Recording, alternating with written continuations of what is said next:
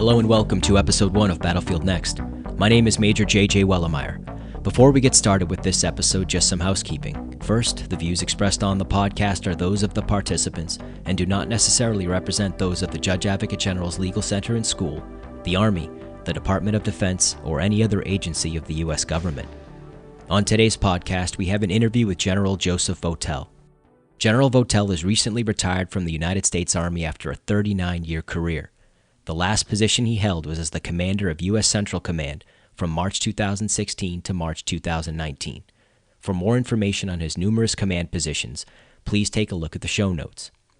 I had the opportunity to sit down with General Votel during my visit to the University of Pennsylvania Law School last month. General Votel served as the keynote speaker at the Ethical Challenges in the Development of New Weaponry Symposium, hosted by the Center for Ethics and the Rule of Law. Drawing on his personal experiences on the battlefield, General Votel discussed the ethical and moral implications of the evolving nature of warfare, and how technological innovations have changed how we fight and how our adversaries do so as well. During the interview, I asked him questions about his keynote address, professional development, leadership, and the qualities that make an effective judge advocate.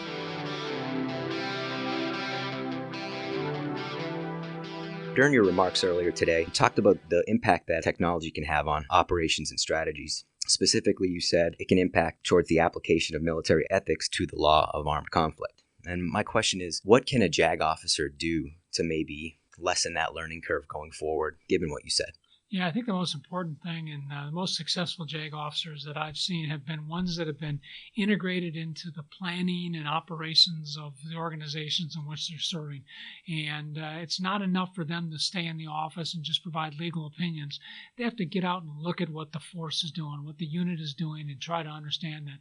Try to understand the problems they're trying to overcome and looking at how they're applying technology to approach those things. So the more you can get out and get an appreciation of that, the more valuable you're going to be in providing good advice to your commander and helping organizations overcome the potential pitfalls of new technology and the ethical employment of it. One of the things that we grasp with as JAG officers is gaining the trust of our commanders when we first get on the ground.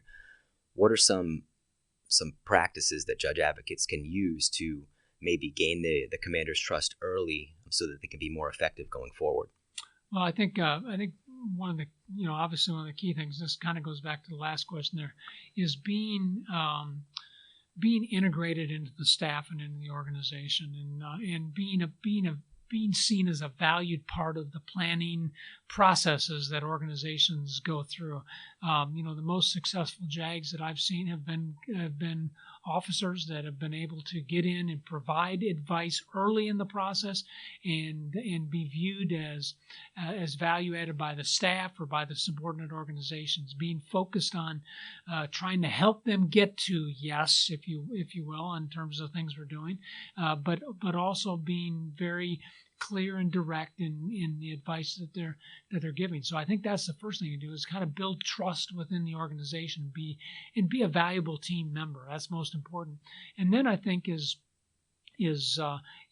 look how you develop a relationship with your commander, so you have some time to talk to him or her about the challenges that you're seeing out there. And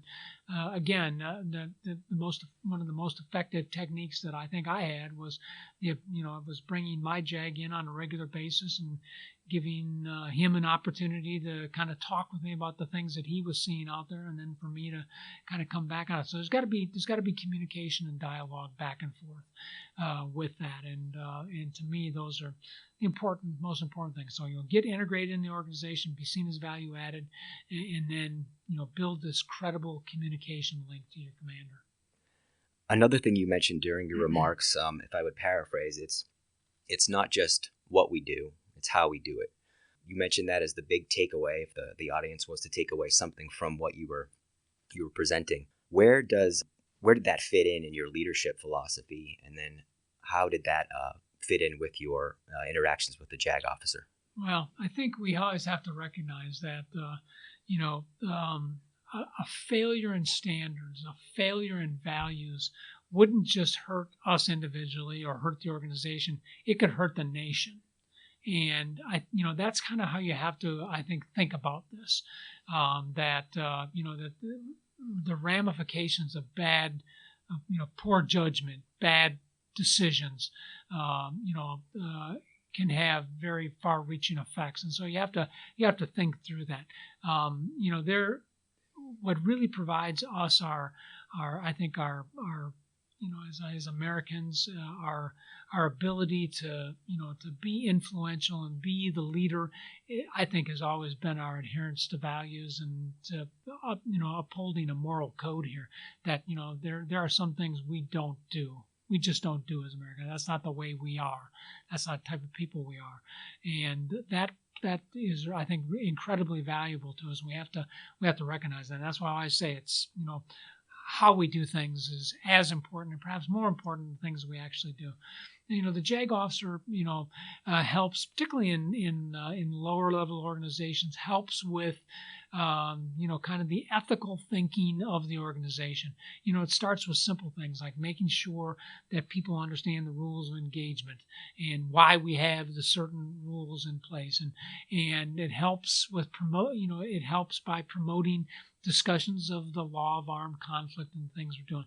Again, the most successful judge advocate general officers I've seen have been ones that are unafraid of jumping into those things and doing it in a manner that is perceived as being helpful and helping people understand we're trying to make you be better. We're trying to make the mission better with this. We're not trying to prevent you from doing things. We're trying to enable you to do things. And I think when you take that attitude, that I think is very, very helpful to organizations and helps overcome some of these challenges that we are dealing with out there. I want to switch gears a little bit and talk about just professional development of officers in general. In General McChrystal's book, he mentions that the way he would personally conduct professional development was he would put audiobooks on while he was running. It's very clear that General former Secretary Mattis was also well-read. One of the common refrains out there with officers, I think, is, where do I find the time to read and professionally develop? And I'm just wondering if you could offer some advice. Well, I followed kind of the McChrystal approach there, and I did audiobooks when I worked out in the morning and did my PT, and that was a way of doing it. I think one of the things that you have to do is you have to make sure you build into your schedule times to think and reflect. And sometimes that's just doing it by yourself. Oftentimes it's bringing some of the others in around you to kind of help you do that. One of the things that I tried to do, particularly when I was at CENTCOM, was on a regular basis with kind of the J5 folks there, was come in and just provide some time, usually an hour, sometimes 90 minutes, where you just, there was a series of topics you wanted to talk through, and you did it without the burden of having to make a decision about something. You just talked through the different topics, and it was an opportunity to exchange and develop yourself, and for people to hear you and for you to hear others. I did the same thing on the intelligence side with our J2 director, and I found it incredibly helpful. So the opportunity to have a deep discussion, to think through something without the immediate burden of having to make a decision, I think is a very good way of kind of developing yourself. And then you shouldn't miss simple opportunities of that. One of the tools that I carried around as a battalion commander in the back of my Humvee was a whiteboard. So when you're out with platoons and you're out with a platoon leader or a company commander, just taking out a whiteboard and kind of having a little discussion on that about the things they were doing or how they approach them, I think is a way you get people thinking about simple ways to think about the profession and get better about it. I think sometimes we try to make it too formal, too onerous, and then that kind of turns people off from it. Simple works in terms of this, and that's why listening to books, having just a session where you talk to people, using a whiteboard to have a discussion about a particular topic. I think they're very simple ways that can be replicated easily, and they make a lot of money with the people. Currently at the Judge Advocate General's Legal Center and School, we're about a month into what we call the graduate course, which is where our fresh majors come in and they get a year-long LLM in military law. Once those majors graduate, they're going to go out, and a lot of them for the first time will have subordinates that they'll have to rate. Could you just talk a little bit about maybe some of your personal practices when it came to counseling those that you rated? Well, I think you got to be talking to people all the time, and I think it's important as you step into a new position. I think I got into practice of this because I saw others do it, was to try to make sure people understood how you operated, how you approached your profession, how you kind of approached life. They kind of understood your operating methodology. I think that's important to talk to people about that. It's also important to talk to them about your expectations, about what you expect of people, how you see their role in the organization and how you see your role in the organization.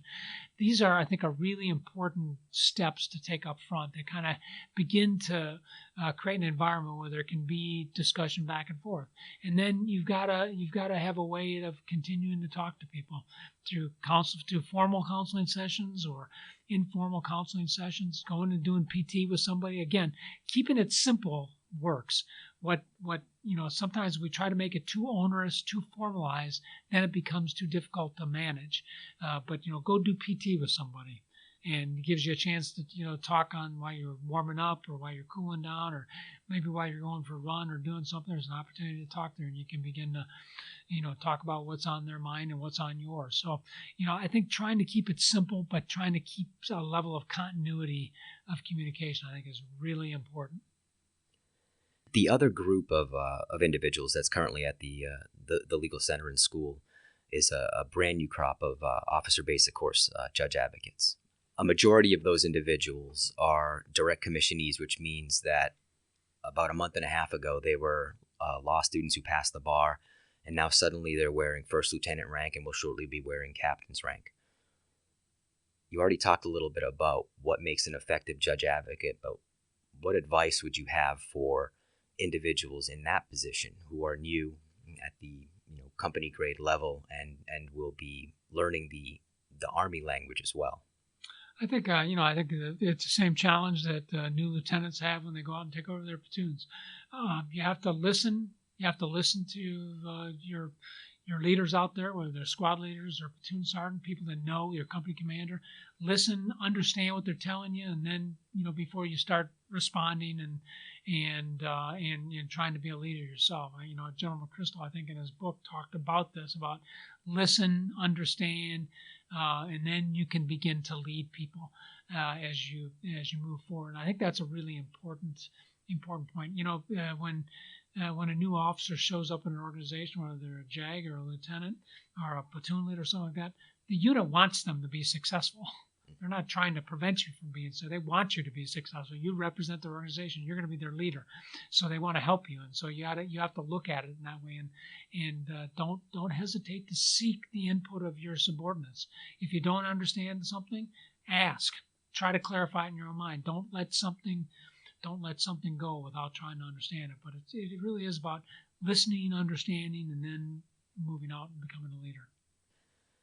Sir, I want to be respectful of your time, and I have one final question. What is the one book that you've gifted the most, or the one or two books that have had the biggest professional impact on you personally? Well, I think certainly I think a book that was gifted to me and one that I talk about a lot is Once an Eagle. And it talks about the ethics of our profession, and it talks about the approaches that people take to being good Army officers, good military officers, and and you can be a leader that looks down into the organization. You can be a leader that looks up and looks for your own well-being in this. And I think that book, I think, very very clearly articulates what the options are that might be available to people out there. And I think what we want to develop Sam Damons. We don't want to develop Courtney Massengales in the Army or in the military. And so I think that's a really good book. Sir, thank you very much for your time. On behalf of the Judge Advocate General's Legal Center and School, we really appreciate it. Thank you. Thanks very much. Great to be with you. That's it for episode 1. For more information related to FCD, you can follow us on Twitter @JagFCD or by visiting our webpage. Finally, if you like what you hear, please leave us a review on iTunes. While this is a podcast created by U.S. Army Judge Advocates from the Future Concepts Directorate, our goal is to reach other judge advocates and lawyers across the DoD, law students, and members of academia. Your reviews help make this possible. Thanks again, and we hope you'll join us again next time.